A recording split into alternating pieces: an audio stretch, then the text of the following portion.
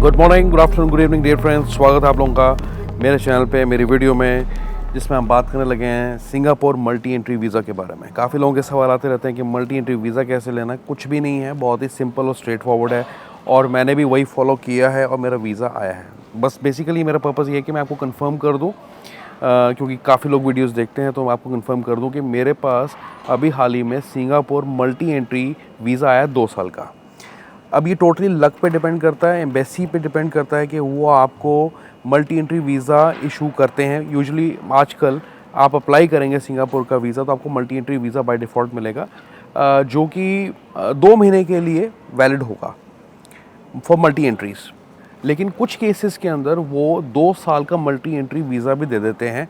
तो क्या मैंने कुछ अलग किया है, डिफरेंट किया है? बिल्कुल नहीं किया है। मैंने सेम डॉक्यूमेंट्स वैसे जाके डिपॉजिट किए हैं और मेरा सिंगापुर का मल्टी एंट्री वीज़ा 2 साल का आ गया है। तो ये टोटली कॉल होती है एम्बेसी की कि वो किसको 2 महीने का मल्टी एंट्री देते हैं या किसको वो 2 साल का देते हैं।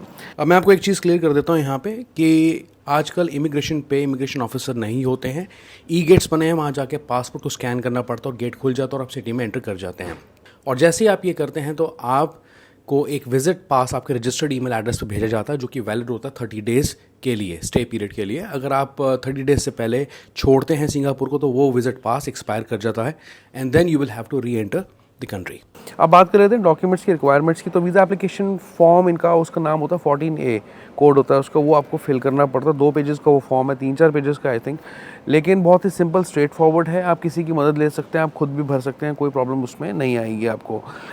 दूसरी चीज़ है आपकी जो बैंक स्टेटमेंट है 6 महीने की होनी चाहिए। आप मेरे केस में ये था, मैंने ऑनलाइन बैंकिंग से डाउनलोड करके उन 6 महीने की स्टेटमेंट्स को लगाया था, पर मैंने सैलरी और सेविंग्स की दोनों की स्टेटमेंट्स मैंने लगाई थी।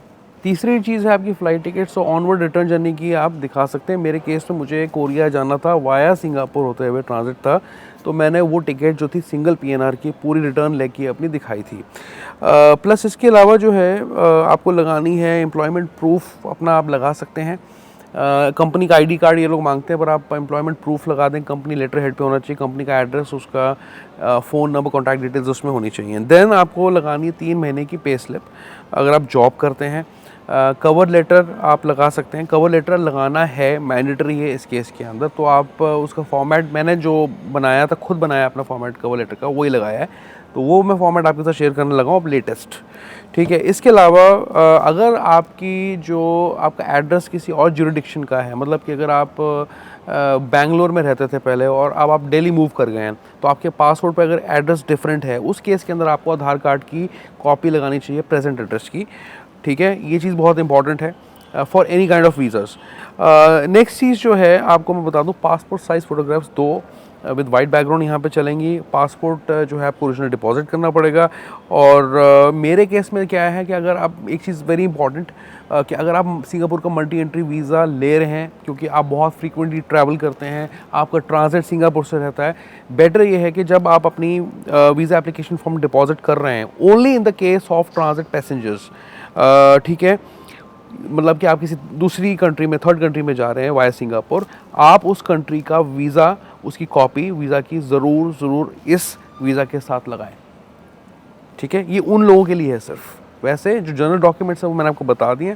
जहाँ रह गई बिजनेस डॉक्यूमेंट्स की बात, तो सर्टिफिकेट ऑफ रजिस्ट्रेशन आपको देना पड़ता है, MOA होता है, प्रूफ ऑफ प्रोप्राइटरशिप होता है, पार्टनरशिप होता है, अगर कुछ ऐसा है आपके केस में। कवर लेटर जो आपको देना पड़ेगा, और आपकी कंपनी का प्रोफाइल क्या है, क्या काम करते हैं, किस टाइप का बिजनेस है, वो सब चीज़ें उसके अंदर होती हैं। और बाकी जो बैंक स्टेटमेंट्स हैं, बाकी जो डॉक्यूमेंट्स हमने डिस्कस किए हैं वो सेम ही रहते हैं। Visa application form, bank statement 6 महीने की, फ़्लाइट टिकट्स आपकी। तो गाइज़ ये था एक video regarding Singapore multi entry visa के मेरा वीज़ा मल्टी एंट्री कैसे आया, क्या मैंने कुछ अलग किया। हाँ, एक रीज़न मैं समझ सकता हूँ कि मैंने बिफोर कोविड मैंने सिंगापुर का मल्टी एंट्री वीज़ा अप्लाई किया था, उस वक्त मेरा 2 साल का लग के आया था। हो सकता है कि उन्होंने मुझे दोबारा वीज़ा दिया तो वो 2 साल का ही दिया है, मतलब 2 महीने का नहीं दिया है।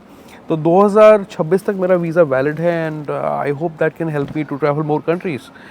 जैसे कि फ़िलीपींस वगैरह जो है एक ईज़िली एक्सेसिबल हो गया मेरे लिए, और मैं कभी भी प्लान फ्यूचर में कर सकता हूँ। तो गाइज़ आप इस सक्सेस स्टोरी को शेयर कर दें फटाफट से, इस वीडियो को लाइक करें, चैनल को सब्सक्राइब करते हुए ज़रूर जाएं। And I see you once again and stay tuned for more travel content through my channel travel man पे।